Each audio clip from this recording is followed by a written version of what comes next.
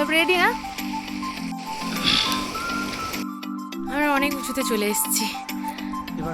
এবার নামতে হবে, কারণ এখনো 1 ঘন্টা তাহলে আমাদের ট্রেক করতে হবে। একদম।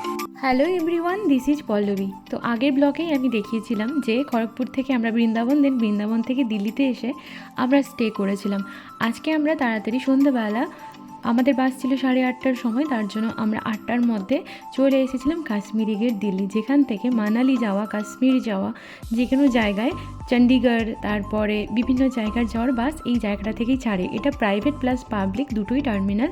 এখানে বাস আমরা অনলাইন থেকে বুকিং করেছিলাম, রেড বাস অ্যাপ থেকে আমরা বুকিং করেছিলাম। আজকে আমাদের বাসের নাম ছিল রামদালাল পরিবহন। বাসটা ছিল খুবই ভালো, সেমি স্লিপার প্লাস এসি ছিল। আর অনেক এত বড় বাস আমি সত্যি আগে দেখিনি, প্রথমবার দেখলাম। আগে যখন আমরা ধর্মতলা থেকে নর্থ বেঙ্গল যেতাম তখনও বাস দেখেছি, বাট এত বড় নয়। এগুলো হলো ভলভো 9600।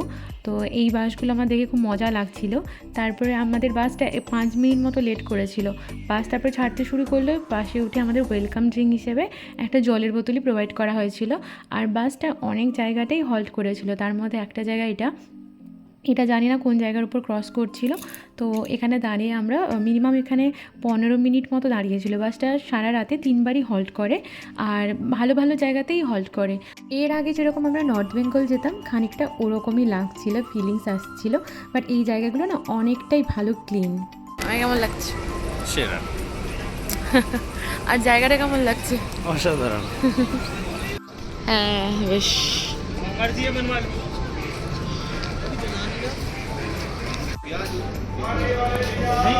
কেমন 60 रुपीज़ का कॉफ़ी कैसा है?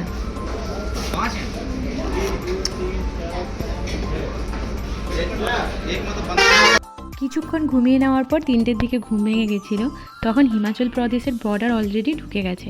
তো হিমাচল প্রদেশের প্রত্যেকটা এরিয়া বাস থেকে দেখতে খুবই ভালো লাগছিল, কারণ আগে আমরা যতবারই নর্থ বেঙ্গল বা দার্জিলিং গেছি শিলিগুড়ি অবধি বাস যায়, তারপরে আর এই আঁকা ফাঁকা রাস্তাতে আর বাস ওঠে না।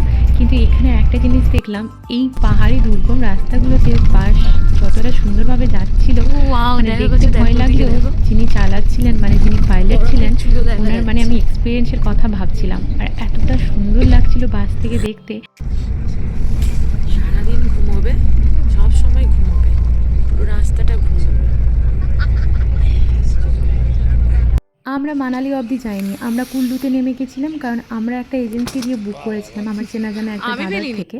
তো সেখানে তার ড্রাইভার, যে দাদা আমাদেরকে পুরো গাইড করবেন, উনি চলে এসেছিলেন সকাল সকাল। তখন বেজেছিল 5:30 কি 6টা এরকম।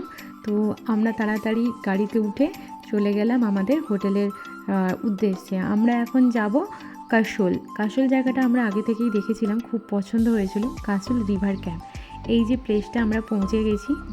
জায়গাটা ছিল পার্বতী নদীর একদম তীরে। আমার তো খুব ভালো লাগছিল প্লেসটা, মোটামুটি খুবই সুন্দর। এই প্লেসটা সম্পর্কে আমি পরবর্তী ব্লগে আবার মেনশন করে দেবো। এখন আমরা যাই ফ্রেশ হয়ে নিই।